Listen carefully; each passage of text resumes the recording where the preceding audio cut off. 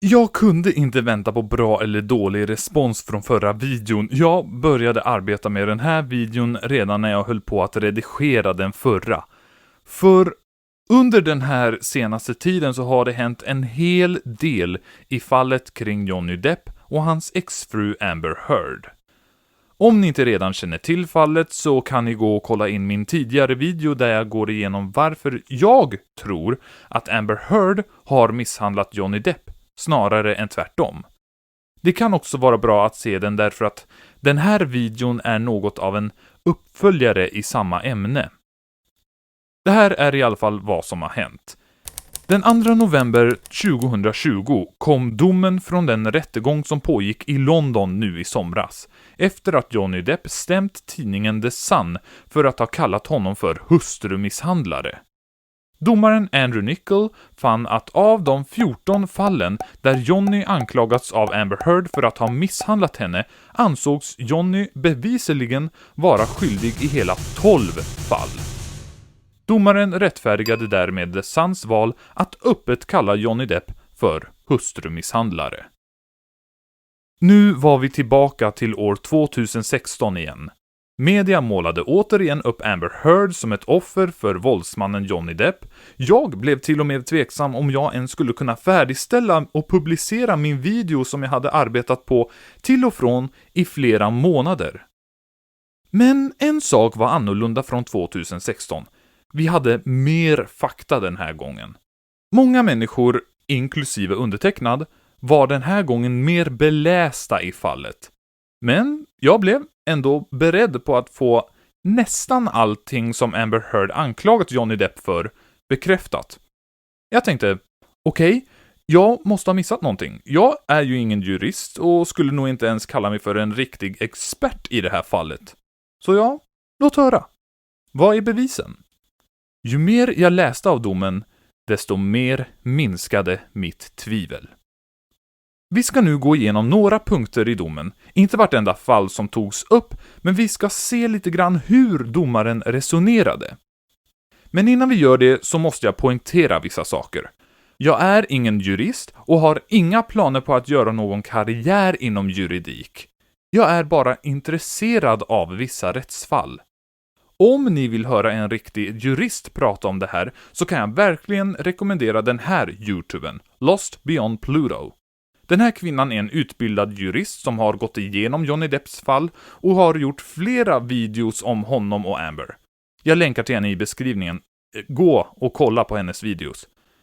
Jag vill även poängtera att syftet med just den här rättegången var i huvudsak 2 saker. 1. Att ta reda på om Johnnys karriär har tagit skada av The Suns artikel om honom. Och 2. Att ta reda på om Johnny verkligen hade slagit Amber, inte tvärtom. Det bör dock nämnas att det var viktigt för Johnny att bevisa att Amber hade varit våldsam mot honom för att kunna argumentera för att om han hade slagit tillbaka så skulle det i så fall ha skett i självförsvar. Men det var som sagt inte huvudsyftet med rättegången. Men låt oss nu gå igenom några punkter i domen och se hur korrekt den egentligen är. Om vi ska ta och börja med ett fall som kan tala för att Johnny Depp eventuellt inte var helt oskyldig ändå. Under rättegången så spelades ett ljudklipp upp där Johnny nämner att han skallade Amber Heard. Johnny erkände att så var fallet, men försvarade sig i rätten genom att påstå att detta hade varit en olyckshändelse. Om det verkligen var en olyckshändelse eller inte framgår inte i ljudklippet. Domaren valde dock att anta att det inte var en olyckshändelse och därefter dömde han det hela som misshandel. Men det finns dock ett enormt problem med detta. Kommer ni ihåg de där telefonsamtalen som släpptes i början av 2020?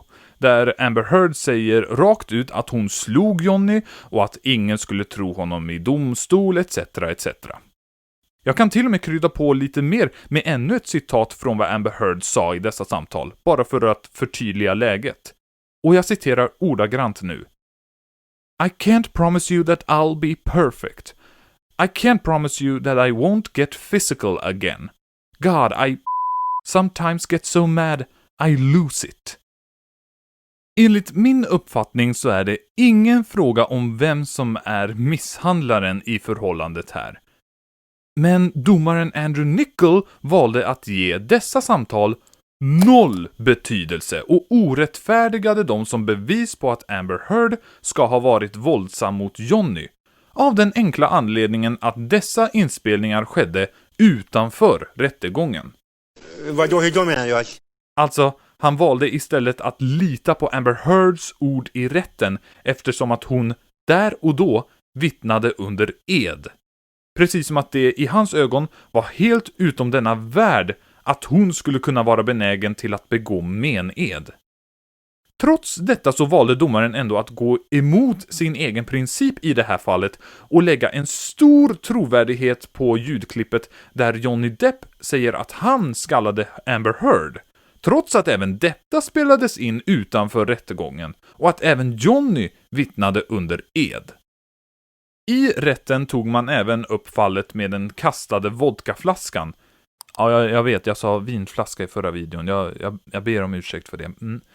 I alla fall, fallet där Johnny förlorade toppen av sitt långfinger.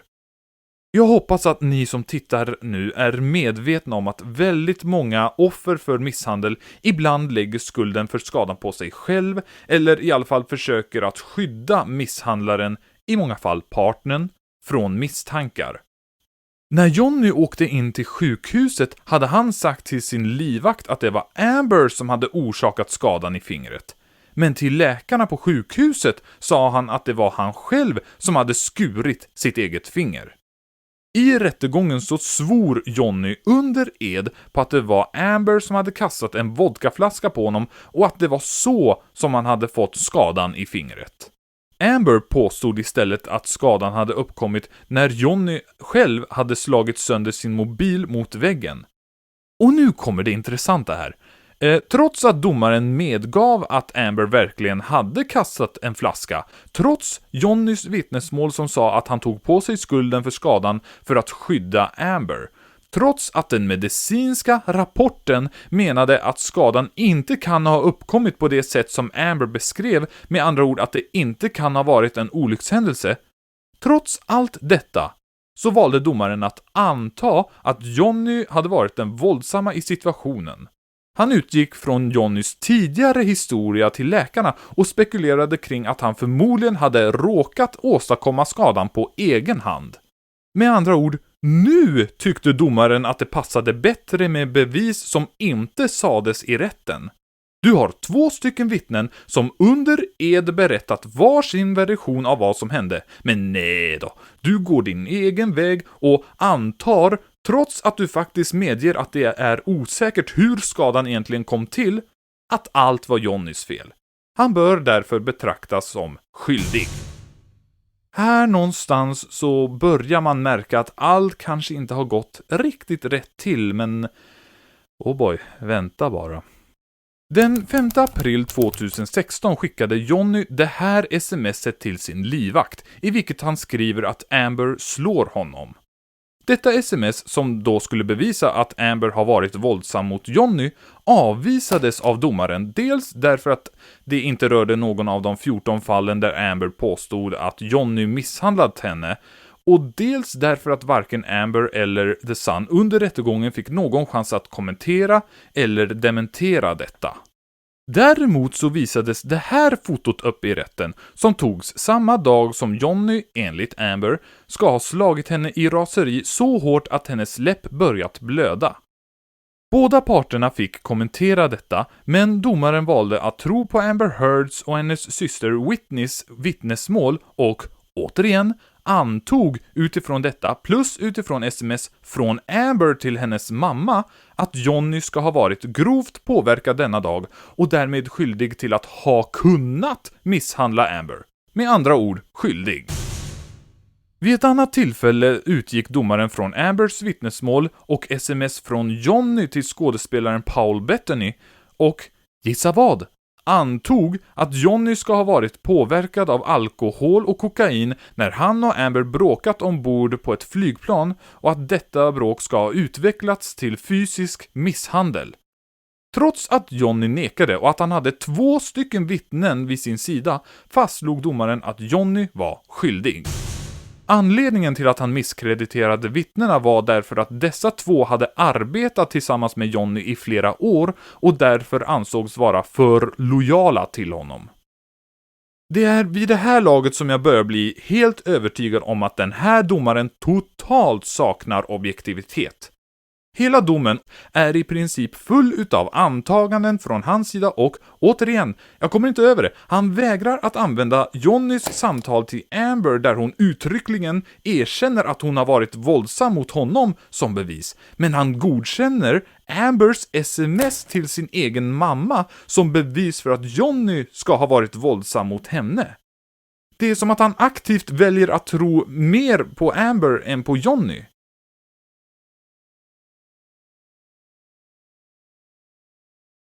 Det finns även tillfällen i domen när domaren helt och hållet har bortsett från medicinska fakta.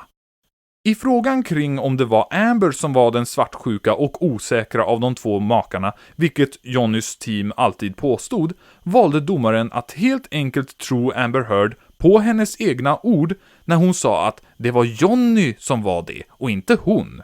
Detta trots att det faktiskt fanns ett utlåtande från medicinska proffs som talade för det direkt motsatta. Den här bilden är tagen i december 2015 och föreställer Amber Heard med bland annat en sprucken läpp, en skada som hon påstår orsakades av Johnny den 15 samma månad. Johnny förnekade detta och hans team förklarade att Amber har väldigt torra läppar, vilket gör att de har lättare för att blöda av sig själva. Vad som även är viktigt att poängtera i det här fallet är att Ambers läpp vid denna tidpunkt faktiskt blev undersökt av hennes personliga legitimerade sjuksköterska, som senare kunde konstatera att eftersom att det inte fanns några tecken av hematom i såret så kunde inte skadan i läppen ha orsakats genom våld. Domaren lät dock konstatera i domen att eftersom att sjuksköterskan bara gjorde en snabb undersökning och ingen omfattande sådan, så var hennes vittnesmål inte lika trovärdigt som Ambers.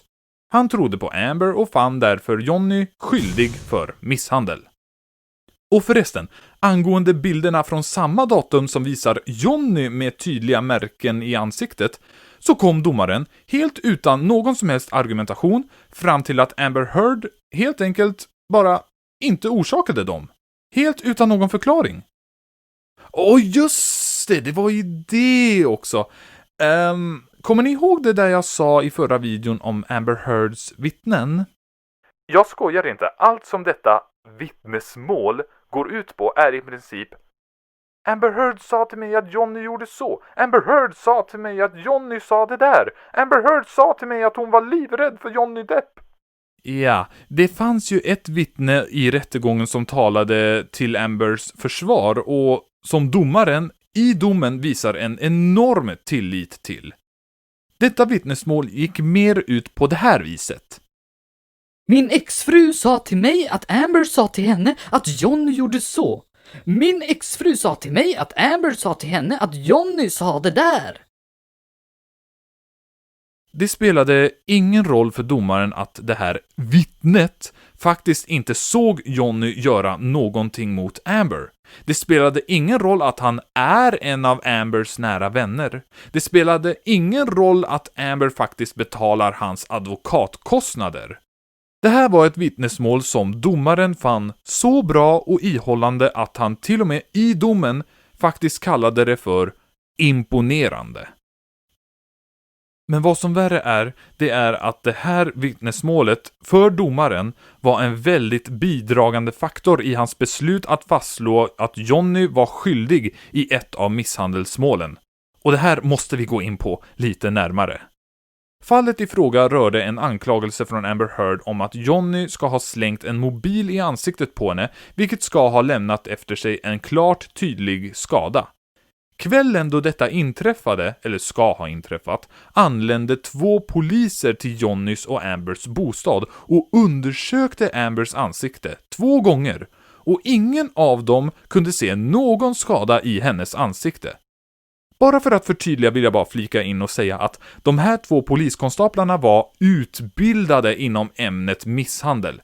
En av dem undervisar till och med andra poliser i det ämnet. De här poliserna är inte som du och jag, de kan tydligt se skillnad mellan en person vars ansikte är rött på grund av gråt och en person vars ansikte är rött på grund av våldsskador.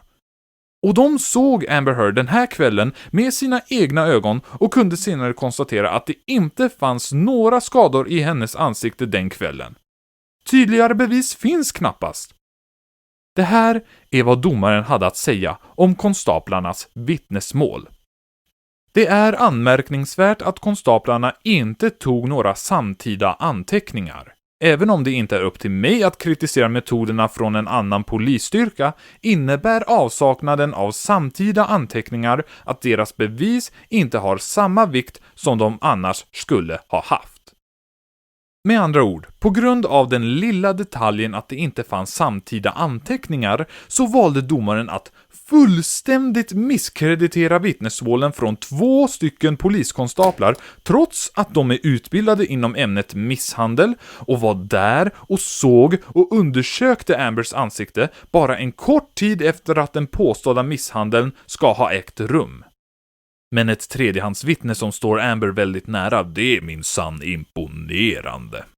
Domaren trodde på Amber och ansåg därmed att Johnny var skyldig till misshandel. Angående fallet med bajset i Johnnys säng... Nej, jag ska inte tråka ut er mer. Det var samma visa där. Domaren misskrediterade Johnnys vittnesmål och trodde istället på allt som Amber sa och gick även med på hennes teori om att bajset i sängen faktiskt kunde ha tillhört Ambers hund. Det vill säga att vad som än har kommit ur den här saken skulle ha kunnat förväxlas med avföring ifrån en människa. Ambers förklaring till detta var att hennes hund ibland kunde göra detta efter att den, som hon uttryckte det, råkat förtära marijuana. Domaren valde även att försvara Amber ännu mer genom att fastslå att eftersom Johnny lämnade hemmet den kvällen och sov någon annanstans kan han alltså inte ha varit där för att genomlida incidenten med bajset i sängen. För det vet vi ju alla att hundbajs i sängen, sånt finns ju aldrig kvar morgonen efteråt. Det försvinner ju upp i tomma intet. Och till alla er som påstår att ni har vaknat upp någon gång och märkt att ert husdjur har gjort ifrån sig på golvet eller i soffan eller framförallt i sängen. Ni ljuger! Åtminstone enligt domaren Andrew Nichol. Det känns som att när man når bajsnivån i domen så kan man lika gärna strunta i resten av fallen och bara gå vidare. Aha, fattar ni? Resten av fallen. Som i avfall. Ja.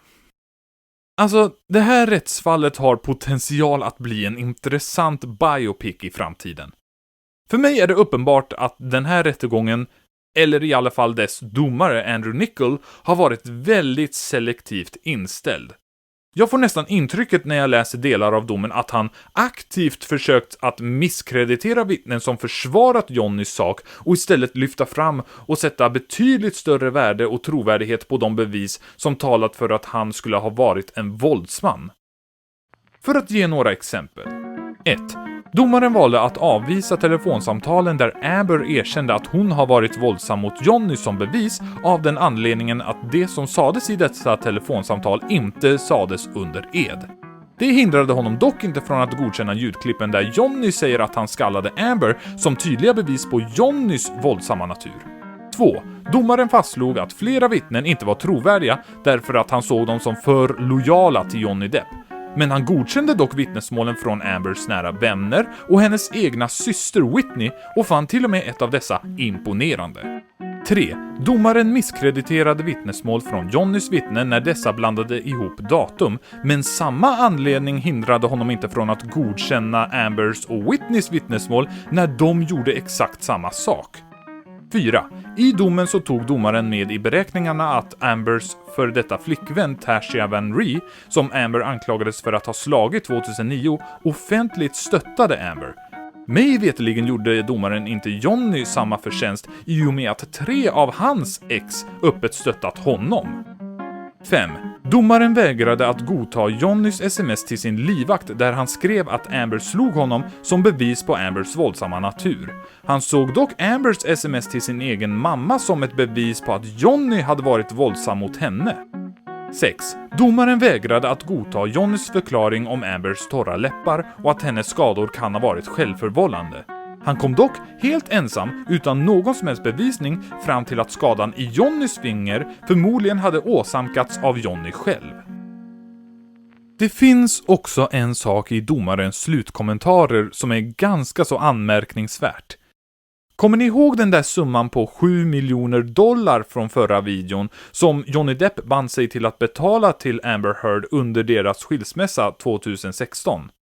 Jo, under den här tiden så gick Amber Heard stolt ut i pressen och berättade att hela den här ofantliga summan skulle skänkas till välgörande ändamål. Närmare bestämt till ACLU och till ett barnsjukhus i Los Angeles. Dock framkom det ganska snabbt att dessa organisationer inte hade sett några pengar från henne. Amber försvarade sig genom att säga: ja men det förstår ni väl, pengarna kom ju först efter skilsmässan. 2017 så kommer de att få sina pengar. Mig veteligen så har vi ännu i denna dag inte fått se några konkreta bevis för att Amber verkligen betalade hela den här summan till välgörenhet. Sedan några år så har Johnny Depp och hans team gjort det hela till en stor fråga. Vart tog välgörenhetspengarna egentligen vägen? Jag är ärligt talat inte lika insatt i den här frågan. Kanske Amber betalade, kanske hon inte gjorde det, jag vet inte. Men jag tycker ändå att det är lite misstänksamt att Amber tryckt på för att den här frågan inte ska tas upp i rättegången mellan henne och Johnny Depp i Virginia nästa år. Jag förstår helt enkelt inte varför de skulle insistera så mycket på att det inte ska tas upp om hon nu verkligen har betalat allt sammans till välgörenhet. Men trots att vi, återigen, mig veteligen, aldrig har sett några konkreta bevis för att hon verkligen har gjort det, så har väldigt många människor, speciellt inom media, tagit denna påstådda donation som ett bevis för Ambers goda karaktär. Och inte bara media. Domaren gjorde det i slutkommentarerna i domen.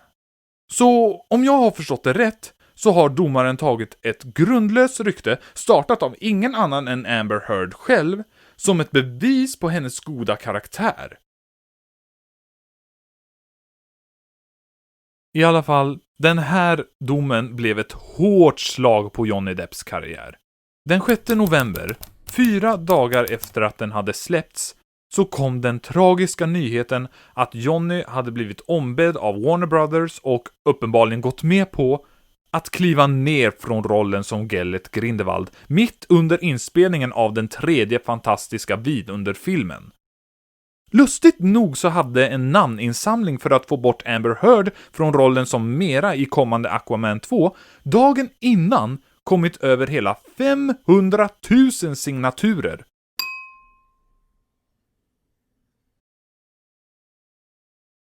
Vad Warner Brothers gör därefter är såklart 100% rättfärdigat och det enda moraliska rätta.